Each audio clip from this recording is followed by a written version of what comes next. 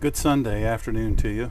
It's a beautiful day here in North Carolina, coastal North Carolina. I'm looking out at the beautiful boats going back and forth over the ICW.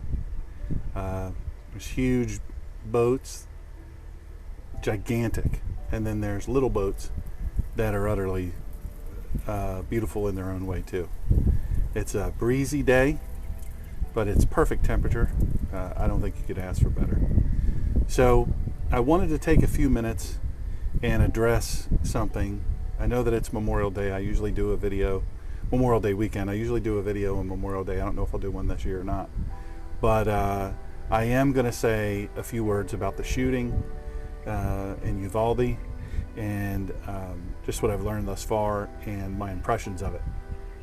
And I hope that it's taken in the vein that it's offered. I wasn't there. I don't know what it's like for those officers. I don't know what it's like for those parents, their surviving children, all of those things.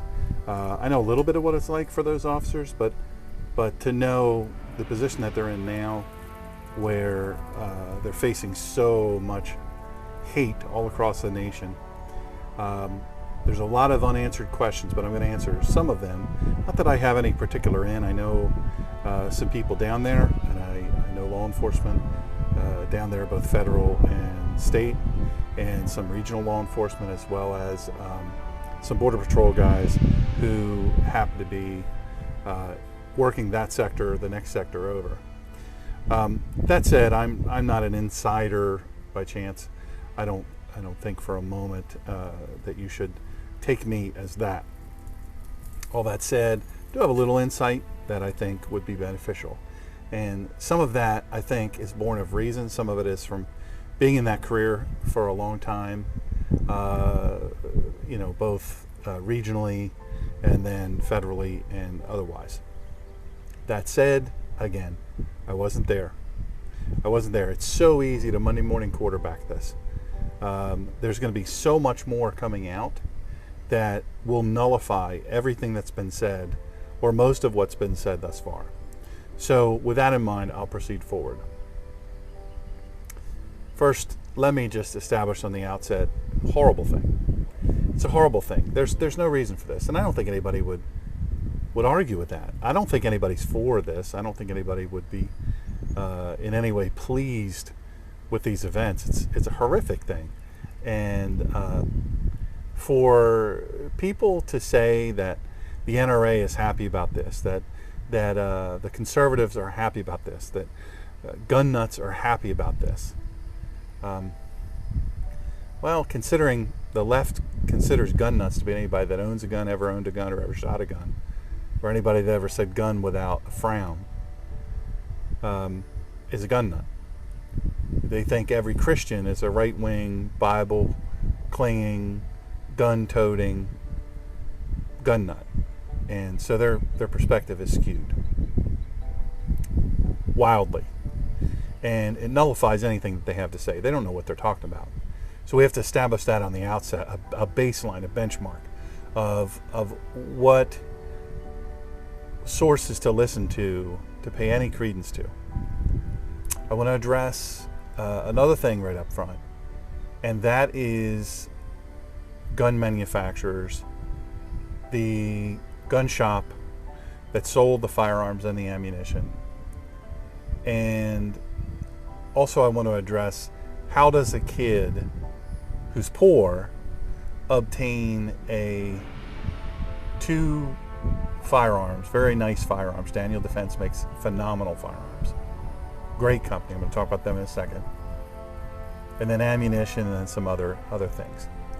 How does he have a truck like he was driving?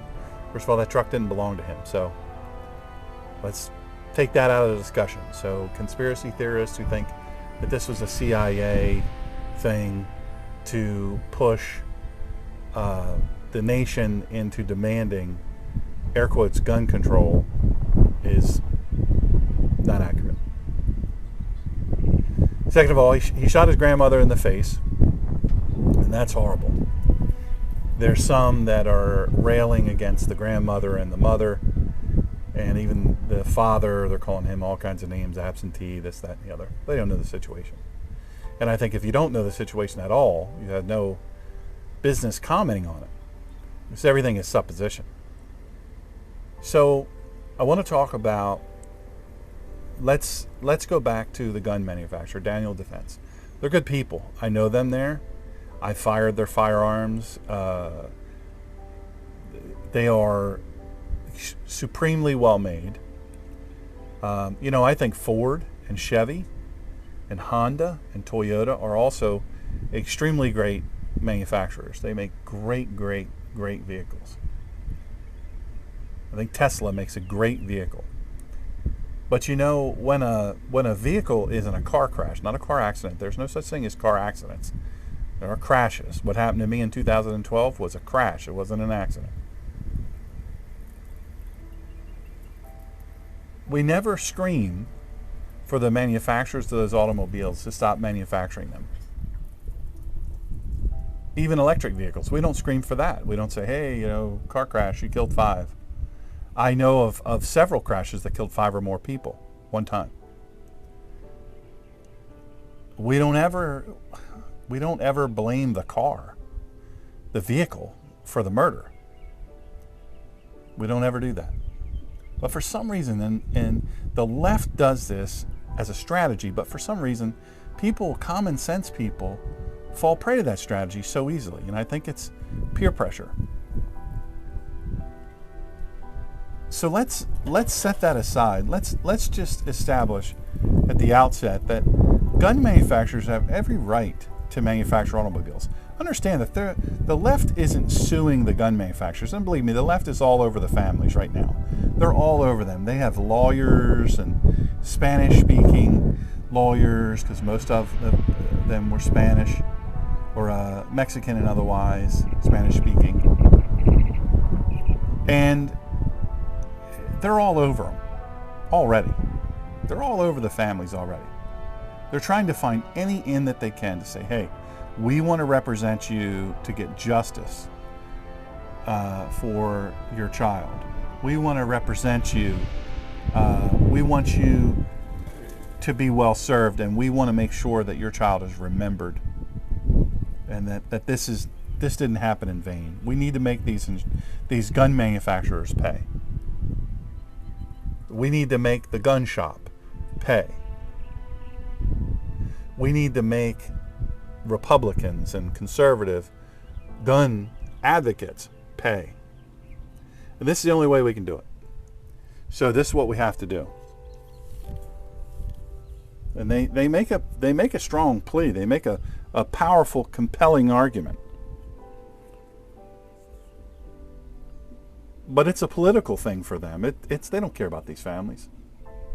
They don't care about them. They really don't. If you could intimately know a lot of these leftists as I do, they don't care about these families at all. They're not advocates for them. Number one, they get 33 1/3% plus all expenses of whatever judgment is given, even if it's out of court. They love the publicity. Right now, the whole country is saying, man, we got to do something. We got to do something. Remind me to say something about we got to do something. So they want to sue Daniel Defense. They want to sue the ammo manufacturer. They want to sue the gun shop. Gun shop violated no laws. They did nothing wrong.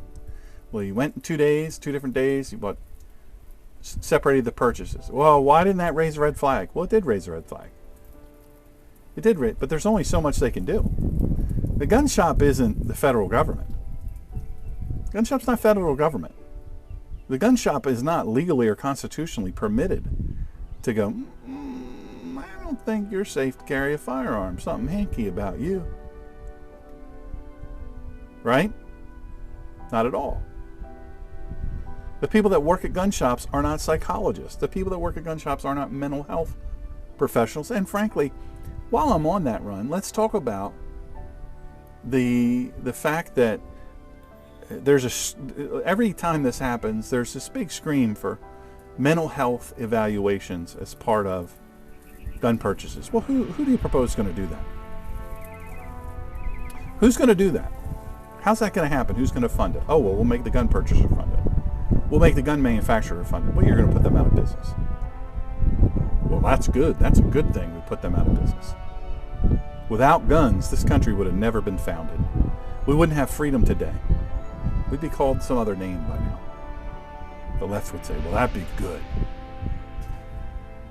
The left knows nothing. Stop listening to what they have to say. They know nothing. The gun shop did everything that they were supposed to do. So far, that's what it's appearing like. Their paperwork was completely in order. They did everything they were supposed to do. And we need to get off of their back. Daniel Defense manufactured a safe firearm, an operationally effective firearm, a firearm that was without defect. They followed all the federal laws. They sold a firearm that met all the federal laws. They violated no law. Suing them, wrongful death, wrong. It's morally wrong. You say, well, somebody's got to pay. Which leads me to what I was going to say about, well, we've got to do something. There are always these inane statements of, we've got to do something. These kids, these poor kids, we're losing too many kids. We don't seem to care about the kids in Chicago. Every weekend is a shooting like this. Sometimes a fewer, sometimes a little more. But around the same number. They don't seem to care about L.A., the kids that are dying in L.A. shooting and killing each other there. How about New York City? How about Detroit? You name it. You name a city all across the country. Shoot, little old tiny Wilmington, Delaware. We don't seem to care about those kids. Why don't we care about those kids? Because they're killing each other. How are they killing each other? With the illegally obtained guns. I want to address something on the outset. We need universal background checks. We already have universal background checks. Every person that purchases a firearm now gets a background check. I have concealed carry licenses in every state that offers a concealed carry license. I used to have a federal carry license. I still have to submit to the background check. They don't pass me over because I've got that.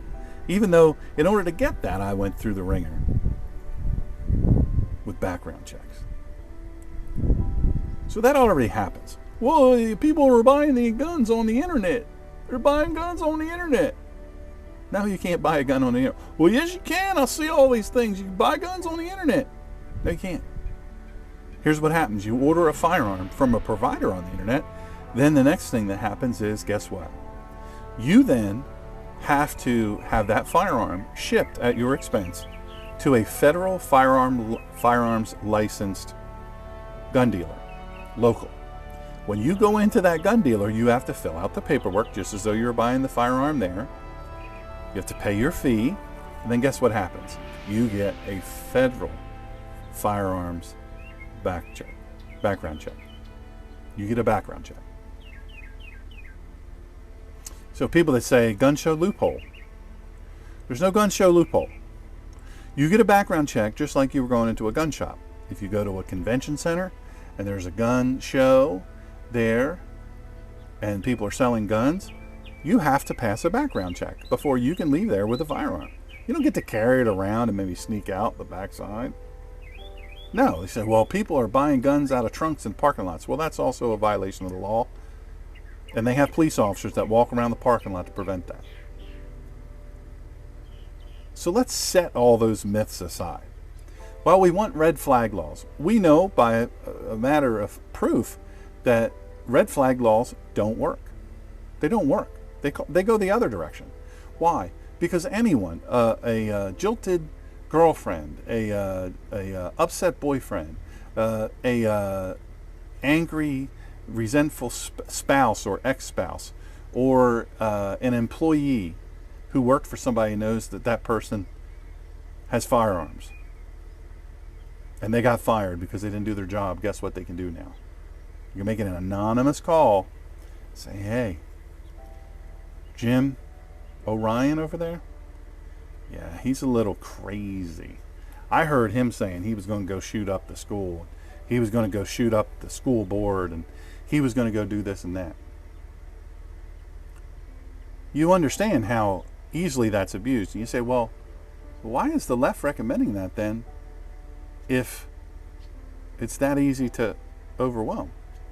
Well, the left is recommending that because it's that easy to overwhelm. That's why they're doing it. Why? Because a delay in a red flag case, a delay in that is good for them. They don't want you having guns. Here's the interesting issue about the left, the anti-gun left. They don't want you to have firearms of any type, for any reason, at any time, right? They don't want that. What they want is an unarmed society. They want an unarmed society. It's what they've always wanted, is an unarmed society. They want that unarmed society because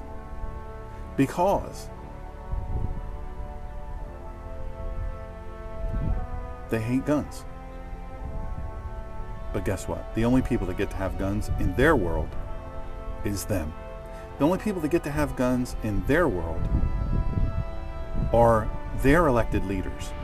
Guns that protect them all the time. But you don't get to have them. You don't get to protect yourself and your family. Every day in America, 2,500 incidents occur where a legally possessing, legally owned firearm wielding human being. Remember, a gun is an inanimate object. It can't hurt or kill anybody. Can't do anything on its own. It has to have a human being interact with it, interface with it. The human being is the cause, not the firearm.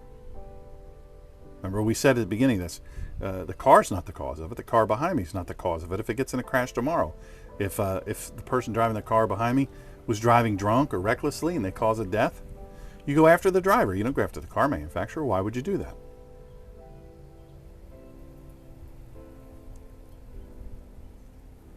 The gun manufacturers, the gun show people, the gun dealers, the gun shop owners, they're just running a business. And like I said before, if it weren't for firearms and American, sober, moral, right-thinking human beings, if they weren't able to possess firearms legally,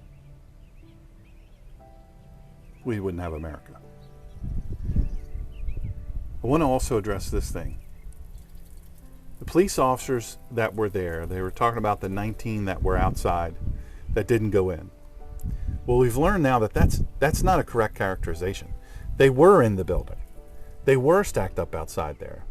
But the criminal, the evil, demonic individual who did this horrible thing, had them pinned down at the start. Now, as a former law enforcement person, and as a tactical person with some experience in that realm, go around the building and try to find another way in. If you know where he is, send a team around the building. Breach another door. Come in from that way. Come in when he's from where he's not expecting you. Why is everybody lined up on him? Well, I'll answer that question. I can answer this question because Uvalde is a tiny town. It's a tiny town. This is a tiny, tiny place. These police officers don't have resources. They don't have. Why didn't they have shields, ballistic shields, and why didn't they go in there with special gear? Well, you told them, leftists, you told them you didn't want them to have military surplus gear. You want them to look more like individual citizen helpers, community advocates, not police officers. You don't want them to look military with all that gear. Well, that gear helps save lives. Because if a police officer or a couple police officers can work behind a ballistic shield to get to the bad guy and shoot the bad guy as quickly as possible, guess what? This ends quickly. I think we need to take a beat, take a minute, and let everything come out as it relates to police officers. There's a lot more to know here. Eventually we will know it. But people are calling them cowardly pigs and this, that, and the other. Listen, one of those guys, his daughter got killed as far as I understand. Or his daughter or son, I don't know which, was inside and got killed. Can you imagine being in that stack, that 19-person stack, and your own child is on the other side there, and you can't get to them? Now, I want to point out a hero here. The mom who said, oh, you ain't keeping me from going into that school and getting my children. And she found a way into the school. Have you read about this? She found a way into that school, and she retrieved her children. Safe. She got in a bunch of trouble over it, but she retrieved her children. Old Sean Greener would have retrieved his children. I'd say, police officers, you're busy. Let me handle my business. I get killed in the process, that's on me. I most likely have 10 times as much training as any police officer, federal or local, that was on that scene. And if I died trying to save my children, well, then that would be worth it. But she was a hero. I bet you she would have saved more if she could. I don't know why they didn't go around to another entry point, potential entry point. I don't know why. I wasn't there. Look, I can't speak to that. I can't speak to why they didn't go to another entry point. I think if the attention is diverted there, if you know the bad guy is shooting at you and looking at you and paying attention to you, then find a way to get around to another door, another window, something, and make entry. Breach some sort of door somewhere other in another part of the school. Now, granted, they didn't know if this was 1 shooter, 3 shooters, 5 shooters. They don't know. They don't have any idea. You know, we are quick to make all kinds of this goofball on Fox News. He should be taken off the air. He should never be allowed to ever be on television and comment as any sort of expert again. I won't say his name. It's a black fella. I don't have anything to do with him, but just so you can know who he is. Former homicide detective for Metro Detroit, or DC Metro. He was a homicide detective for DC. Guy's an idiot. I don't know how he got to be a homicide detective. I don't know how good he was as a homicide detective. I know he's a lawyer now, and he comments on Fox News all the time when these things happen. You know, he says nonsense. He says utter nonsense. He's an anti-gun guy. He's a gun control advocate. He's another one of the ones that's always going, we got to do something. We got to do something. This is too much now. This is too much for these kids. We got to stop this now. These are our children, and we care about our children. We got to do something about it. But he's an idiot. He talks out of his rear end, as many people do. So right when an event happens, you don't get the facts. You get so much supposition, because the news now is a click-based organization.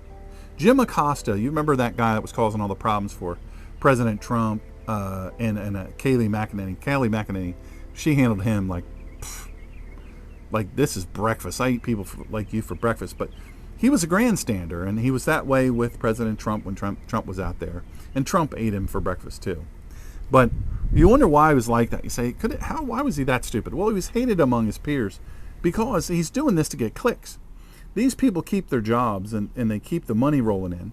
A part of their compensation that they receive, they generate based on their own websites, YouTube and Twitter and all of that through clicks. That's how they do it. We've established that. But this guy with Fox, they should just break the microphone on the table, stomp on it a few times, hand him $100 and say, just go home. Go home. You got no business being here. No business here. Boy, look at that, how that just changed. Color just changed big time. So my point in that is everybody says things that just are stupid. They're just stupid. They should just shut up. Maybe there was a way for the police officers. Maybe they got pinned down there. I don't know. Yeah. Well, they should have just rushed in. Have you ever rushed into bullets? I know what that feels like. There's a lot of other people out there. Well, we should do it like the military does it. The military doesn't do it like that. They don't do it like that. They don't just rush in and, well, the first 5 get shot, but guess what? 6 through 9, they got off some rounds and they killed the guy. The delay was egregious. No matter what, the delay was egregious. We know that. That's easy pickings. That's low-hanging fruit. Of course it was egregious. We'll establish over the coming months why did it happen, right? Why did it happen? I appreciate what that means. I appreciate the level of investigative effort that's going into that. But let me say this. We need to stop looking for scapegoats in America, folks. We need to stop looking for scapegoats. Look for the reasons. Look for the causative factors. Let's deal with those. If there was negligence, let's deal with the negligence. If there was law breaking, let's deal with that. If the rules weren't followed, let's deal with that. But let's stop scapegoating. I love how the left says they care about children, but they 260 or almost 200 out of every 1,000 live births are aborted. They're aborted, and they're not aborted because the mom's life was in danger. That's 0.03% of the time there's any risk to the mother. Now, they're more than willing to call her the mother when they cite that as a reason, medical reasons for the abortion. But they're not willing to call her mother, because what do mothers have? They have babies. Well, they claim that's not a baby. So almost 200 out of every 1,000 live births are aborted. We don't seem to care about those kids. The left doesn't seem to care about those kids. They don't seem to care about the kids in Chicago. They don't seem to care about the kids in inner cities all across America. They don't seem to care about them. So I nullify anything you say. You're a fraud. Left, you're a fraud. I want to talk briefly about the follow-up to this and how that might look. We know there's a political agenda. I've established that there's going to be, there's an axe to grind. They want somebody's head to fall, right? The left never wants somebody's head to fall when they're at fault, but they want a lot of heads to fall when they're not at fault. At the end of the first part of this, I talked about the mom who went in. She found a way in, and she got to her kids. However she got in, that's how the officers should have thought about going in. There's a lot to learn, but this is a small police department without, and I talked about this a minute ago, they don't have a lot of resources. They're a little tiny town. If you've ever been to Uvalde, it's a little tiny town, not far from the border. They don't have a lot of resources. They don't have a lot of training. You know, they don't have a big pool of people to hire from. They don't pay very well. You know, it's the left wants 1 million police officers to be on scene and to act on something like this, but they don't want police officers all the rest of the time. They just want police officers like fairy dust materialize out of the pure vapor. They want them to be bulletproof. They want them to have a death wish when they want to run in front of bullets. Now, I'll grant you this. You know, we got to come up with some hardening, which brings me to the teacher that propped the door open. We have to address this. We have to address this. I know teachers in this country now have been heralded as heroes. They're our heroes. They're our frontline heroes. I know a lot of teachers. I love a lot of teachers. You're not the heroes. You're not the heroes. To use the same word for the people that we memorialize on Memorial Day, the ones that never got to leave their uniform. They never got to hang up their uniform. They never got to come home, except under a flag-draped casket. Let's stop calling teachers heroes. Teachers are paid a reasonable sum, a fair sum. Most of them work 9 months. They typically work half the year if you factor in all the days off, holidays and all that, and then the summers. I don't mean to demean what the teachers do, but you know, liberal teachers, liberal air quotes educators, wanted all this crazy stuff taught in the classroom, social engineering taught in the classrooms. It's coming back to bite them now because they have no time to teach real stuff. We've got lots of teachers out there who are of different persuasions. They're, you know, transgender, and they want they want these little kids to know all about their sex lives. You know, the Florida don't say gay law. It's not a don't say gay law. It's a stop talking to little kids about sex. If that's a problem for you, you should be screened again. You shouldn't be in front of children. You should be one of those ones that's kept away from schools, about 500 yards. Why are you so eager to talk to little kids? I mean, we're talking about up to third graders, from kindergarten to preschool up to third grade. You want to talk to them about transsexualism and what is gay sex? Yeah. My friends, it isn't a don't say gay thing. They want to indoctrinate your children. Now, they'll respond to this, because I got the haters. They'll respond to this and say, oh, Dr. Greener, he hates gay people. He's anti-LGBTQIA. Stop it. Stop it. You're not going to stop, but you should stop it. You should be ashamed of yourself. You should be embarrassed. You got no business commenting on it, on grown-up folk.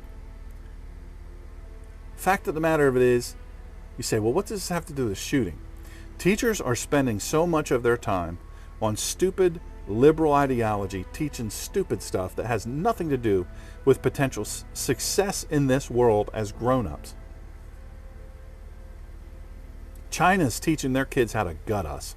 Russia teaching their kids how to gut us. I have friends in both of those places, and they are teaching their kids how to gut us. We're teaching our kids why Danny and Johnny are great fathers and what kind of sex they have. Listen, this is the other thing. On television, I don't need commercials and all these things. I don't need to know what kind of sex you have. I'm not going to tell you what kind of sex I have. I don't want to know what kind of sex you have. I have no burning desire, okay, to know that. I don't need to know that. And I don't know why you have such a strong need for me to know about what kind of sex you have behind closed doors and approve of it.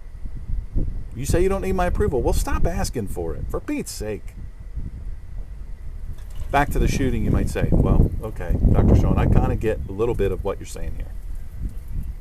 The connection. They spend a lot of time doing what they shouldn't be doing. Some folks say we need to arm these teachers. Some folks on the left are now saying we need to arm these teachers. Well, you want to take guns away, but you want to give them to teachers. It doesn't make a lot of sense. Now, do I think teachers should have the right, if they're sober, moral, sound-minded people, that they should be able to be vetted as a concealed carry permit and as a person in authority in a school to be allowed to possess a firearm and to potentially use it in the case of a school shooting like this? Yeah. But you know what I like even better? Instead of $40 billion, somehow or another we always find money the liberals want to find money for. $40 billion we're sending to Ukraine now. I have friends in the Ukraine. I love them. I love them dearly. What Russia's doing is egregious. And if you're one of those people that think somehow or another Zelensky's this horrible guy and this is some horrible thing, this is some, New World Order thing and satanic, and people post all this stuff about satanic. Come on. There's great people in Ukraine. Are there fringes of people there on the outer edges, Donbass region and whatnot, where they're still fighting Russia? Yeah. We have that in our country. We have Antifa and BLM. They're as crazy as anything, as violent or as deadly dangerous as anything I've ever seen. They're not marked as terrorists, but they're allowed to do with reckless impunity whatever they want to do. I think if teachers are good candidates to keep a firearm somehow safely, I think that's great. I think as an adjunct to former combat, I'm going to hurt some feelings here. There's no point in having somebody who served in the military but has not been trained on firearms, has never faced gunfire, has never had to go house to house or room to room, has never had advanced training in that, how to repel a well-armed individual in very close quarters with lots of innocents around. They're not the ones you want to pick. We have tens of thousands of combat vets that could be vetted and they could be used very well. Pay them a sufficient number, by the way. One police officer, come on, that's ridiculous. One police officer for a whole school. That's just insane. That police officer can't sit there all day. They've got to go to the restroom. They've got to eat. You know, teachers go to the teacher's lounge and they let their hair down a little bit. They have breaks. They have study halls. They have, times of the day when they don't have classes. Police officers are the same. We're not robots. Good lands. Silly. Just silly. Have several. Pay them well. I'm sure they'd be willing to do it. That, I believe, is part of the solution. The other solution, I started talking about the teacher. Let me go back to that. I started talking about the teacher who propped the door open. I can't imagine what that teacher's feeling today. I can't. I don't know what that teacher's feeling. I can't speak for them. My guess is that teacher is probably facing some major legal issues today. And if that teacher is one of the survivors, maybe that's appropriate, because the teacher violated the law. You say violated the law, they just propped the door open. It's against the law. When you enact laws, you can't pick and choose which ones you're going to enforce. The evil, sadistic, demonic individual who went in and did this went through that door. It's inarguable that that was a major issue. Because if he had to get in a bunch of different ways, or he had to fire at the children through the windows, which are up a little bit, he'd have to raise his firearm. He'd lack accuracy. They could get down. There's lots of other things that might have been able to happen. And if he stayed outside, then he can be engaged because he doesn't have as much cover.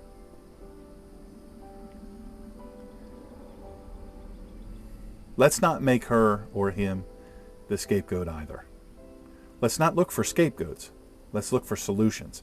People that violated the law or regulations should have to pay accordingly. They should have to be accountable. That's what this is about. We are for accountability. The person's at fault or bears fault, accountability. So what grown folks do. I believe in hardening the schools. Every school. We've got enough money to send $40 billion over to Ukraine and every other liberal thing, then we should have enough money to harden the schools here in this country. Absolutely. I said that about the wall. I say that about this as well. It is ridiculous. Ridiculous that all the jabbering that goes on. Well, something has to be done. Well, to the left, if something has to be done can only mean take every law-abiding citizen's right to own and possess a firearm away, well, then it's not about something has to be done. It's take the guns away. So let's go with that. I've jabbered on long enough. I'm going to try to splice these two videos together. And I hope that this Memorial Day, you'll do as I do. I take some time to sit, pray for the names, and the list is long, of my friends who are no longer with us. They gave their last full measure of devotion on the battlefield. While you're praying for them, pray also for their families, Gold Star families. The list is too long to count. How many I know and I love. If you're a Gold Star family member, know this. I appreciate you. I'm praying for you. Your sacrifice, nor the sacrifice of your loved warfighter, will ever be forgotten from my standpoint. I would encourage everybody out there, if you know a Gold Star family member, reach out to them today. Reach out to them today. Tell them you're thinking of them, that you you care about them, and then just listen. Don't ever say Happy Memorial Day. Ever. Thanks for listening. Thanks for indulging me. Subscribe. There's 4,655,000 as of before I came out here to do this video. Subscribers on my website, drshawngreener.com. DRSHAWNGREENER.com. I post there. I'm going to be posting there a lot more regularly. I post on YouTube, as long as they'll still have me. I'm the good doctor on YouTube. If you wouldn't mind clicking that subscribe button, thumbs up, click on the little bell, you'll get notifications. And Facebook, SM Greener, facebook.com/SM Greener, and Instagram, Dr. Shawn Greener, I think I'm on there, and Truth Social, Dr. Shawn Greener.